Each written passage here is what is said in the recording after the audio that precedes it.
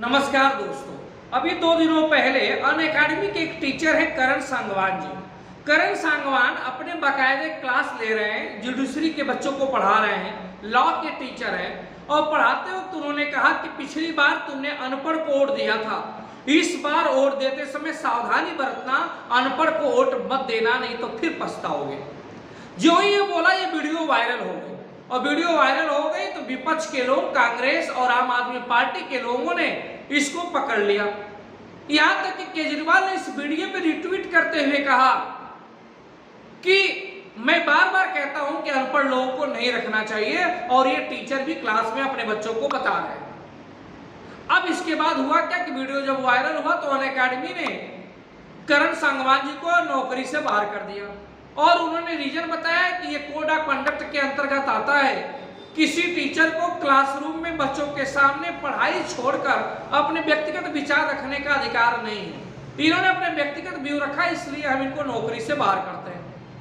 जब नौकरी से बाहर हो गया तो हंगामा मचाने लगे।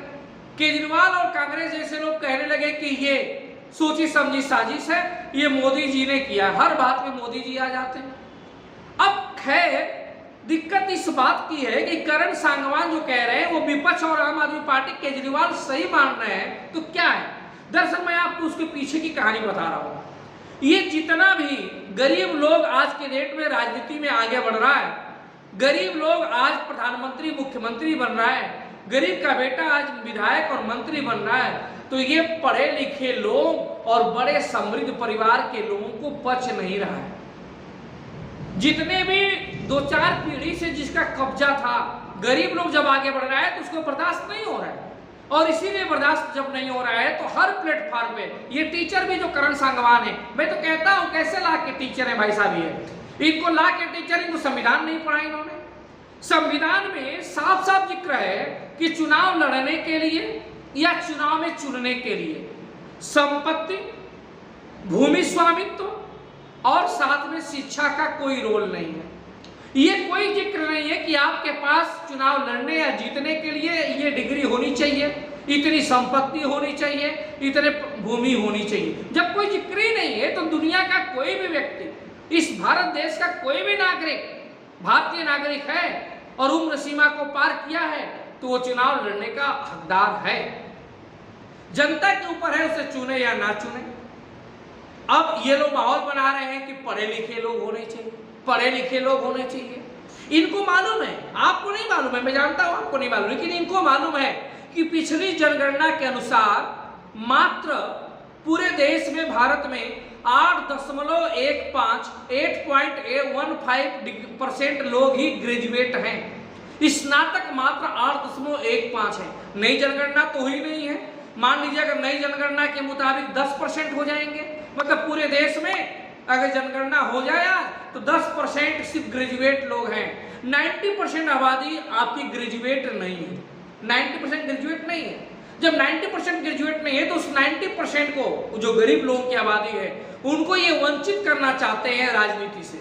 वो चाहते हैं कि 90% लोग ना तो प्रधान बन पाए, ना तो जिला पंचायत सदस्य बन पाए, ना तो चेयरमैन बन पाए, ना तो वो विधायक बन पाए, सांसद बन पाए, मंत्री बन पाए, मुख्यमंत्री बन पाए, प्रधानमंत्री बन पाए, कुछ ना बन पाए। ये सोची समझी रणनीति का हिस्सा है।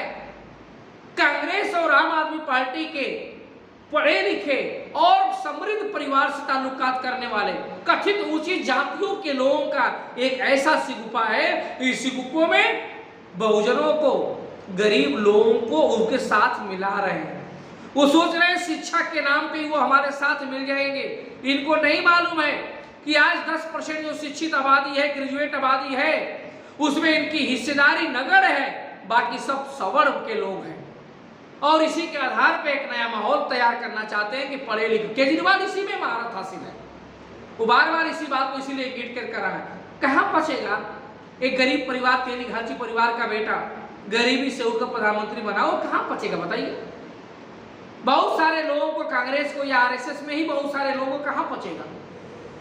ऐसे ही आप किसी गांव को समझो जिस गांव में बाबू साहब 10-20 साल से प्रधान हो, पंडित जी 10-20 साल से प्रधान हो, श्रीवास्तव जी 10-20 साल से प्रधान हो और उसमें कोई गरीब बहुजन का बेटा संघर्ष करके उसका बाप मजदूरी करता हो, खेती करता हो, ठेले खुमचे लगाता हो, और उसका बेटा बढ़िया से कपड़ा पहन के एकदम चलने लगे तो कितनी लोगों को जलन होती है। और अगर वो प्रधान बन जाए, सरपंच बन जाए, तो सोचो कितनी आग लग जाती है लोगों के बीच में। मुखिया बन जाए तो प्रधान, सरपंच या मुखिया बन जाता है तो कितनी आग लग जाती है।